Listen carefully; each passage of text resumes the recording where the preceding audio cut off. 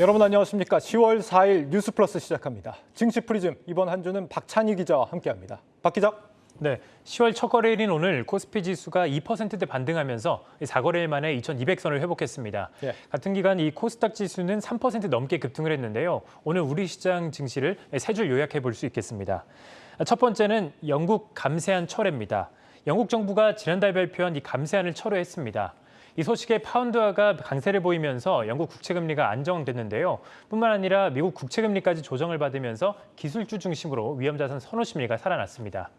두 번째는 돌아온 외국인입니다. 영국이 감세안을 철회하면서 파운드화가 급등하자 달러화가 주춤했습니다. 이 소식에 이 원달러 환율이 3거래일 내리 약세를 보이면서 외국인의 매수세가 유입이 됐는데요. 이날 양시장에서 외국인은 2,700억 원 넘게 순매수했습니다. 그리고 이날 시장을 견인한 것은 반도체와 자율주행 관련주였습니다. 매일같이 신저가를 갈아치우던 이 삼성전자와 SK하이닉스가 오늘 4% 안팎으로 급등했습니다. 간밤 필라델피아 반도체 지수가 3.76% 반등한 점이 투자 심리 회복으로 이어진 겁니다. 미국 증시에서는 AMD, 인텔, 엔비디아 등 이 반도체 관련주가 일제히 상승했습니다. 한편 인텔의 자회사 중에서 자율주행 관련 사업을 영위하는 이 모빌아이가 미국 증권거래소에 상장을 신청했다는 소식에 국내 자율주행 관련주에도 매수세가 대거 유입됐습니다. 네, 모처럼 환율도 좀 내리고 반등이 나와줘서 앞으로의 증시 흐름이 어떻게 될지에 대해서 상당히 좀 관심이 높아진 상황입니다만 연준의 이 최대 목표인 물가가 안 잡히고 있죠. 8월 근원 PC가 지금 4.9 예상을 좀 넘어선 데다가 내일 오펙 플러스에서 이제 대규모 감산 우려가 있습니다. 하루 100만 배럴 이상 만약에 감산이 나온다 이러면 시장이 좀 충격을 받을 수가 있겠습니다. 연준이 지금보다 긴축 강도를 좀 강화하지는 않을지 주목해서 봐야겠습니다. 요즘 이 외국인 자금 유출이 심해지다 보니까 당국이 오늘 카드를 언급을 했습니다. 네. 증권시장 안정펀드 그리고 공매도 한시 검토 이렇게 두 가지인데 실효성이 있겠습니까? 네, 이 두 조치에 대해서 전문가들의 의견을 한번 들어봤습니다. 전문가들은 이번 조치가 이 국내 증시에 긍정적인 영향을 미칠 것이다라고 분석을 했는데요. 네. 현재 국내 증시가 굉장히 저평가되어 있기 때문에 증시 안정펀드가 재가동되면 투자 심리가 회복될 수 있다는 겁니다. 국내 증시의 중심이 되는 제조업 평균 PER은 약 10인데 반해서 올해 제조업 PER은 증시 하락이 가팔라지면서 10 밑으로 내려온 상황입니다. 이에 따라서 증안펀드로 증시에 자금이 유입되면 제조업 PER이 살아나면서 전체 증시 상승으로 이어질 수 있다라는 분석입니다. 이런 가운데 공매도 금지 조치가 시행이 되면 그 효과는 배로 늘어날 전망입니다. 관련해서 인터뷰 듣고 오겠습니다.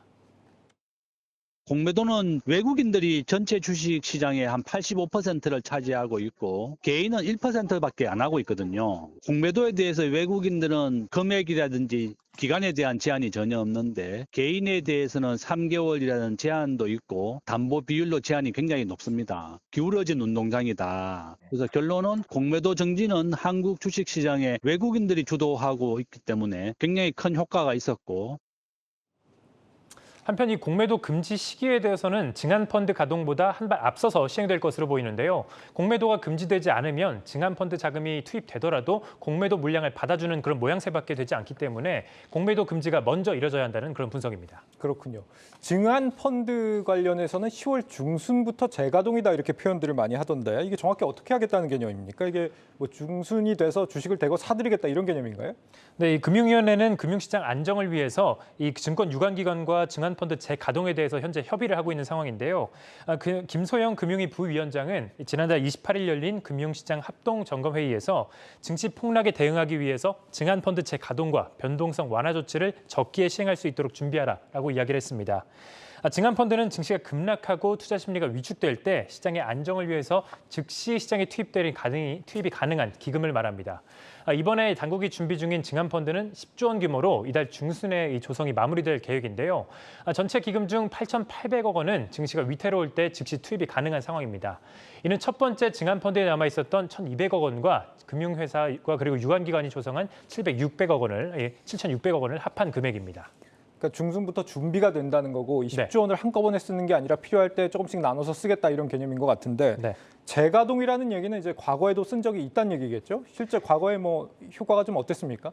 네, 국내 증안펀드는 1990년 이 증시 안정기금이란 이름으로 처음 등장한 이후에 증안펀드로 명칭이 바뀌었습니다. 지난 2003년 신용대출 부실 사태와 그리고 2008년 금융위기 때 각각 조성된 적이 있습니다.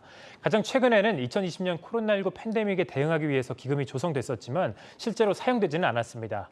당시 증기가 단기간에 폭락하고 나서 금융당국은 급하게 10조 원 상당의 증한 펀드를 조성한 바 있는데요. 원래 4월부터 바로 가동될 예정이었지만 증시가 폭락한 직후 가파르게 반등했기 때문입니다. 그러다 올 들어서 고물가, 고환율, 고금리로 이어지는 이 3고 현상으로 인해서 전 세계 경기 침체 우려가 커지자 증시가 가파르게 하락을 했는데 금융당국이 다시 증한 펀드 카드를 꺼내든 겁니다.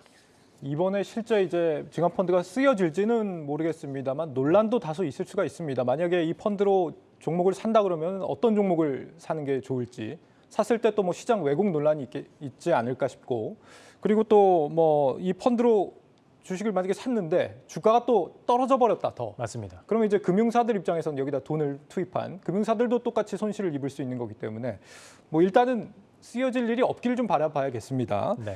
자, 다음으로 이 공매도 금지는 뭐 어떻게 하겠다는 겁니까?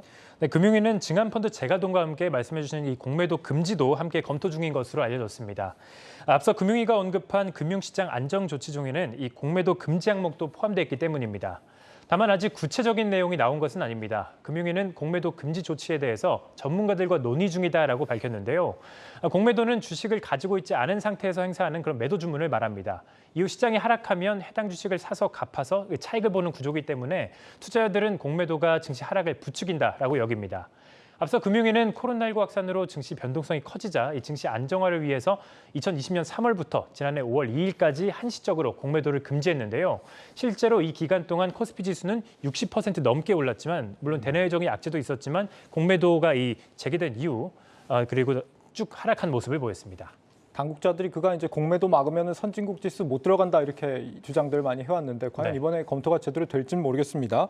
그리고 오늘 또 나온 얘기가 상장 폐지 요건을 강화한다 이렇게 돼 있는데 상장 폐지 되게 어렵게 만들겠다 이런 얘기죠? 맞습니다. 오늘 한국거래소는 투자자 보호를 위해서 이 상장 폐지 요건을 강화하겠다라고 밝혔습니다. 크게 세 가지 요건이 강화가 되는데요. 재무 관련 상장 폐지 사유를 실질 심사로 전환하고 또 상장 폐지 시에 해당 기업에 대해서 이의 신청을 받고 또 개선 기회를 부여한다 이렇게 얘기를 했습니다. 또한 기존 상장 폐지 요건 중에서 이 중복성이 있는 요건을 삭제하면서 기업의 부담감을 낮췄습니다. 특히 거래소의 이번 조치는 오는 12일과 25일에 예정된 신라젠과 코오롱 티슈진의 이 상장 폐지 여부 심사를 앞두고 발표가 되면서 이 소액주주들의 기대감을 키우고 있는데요.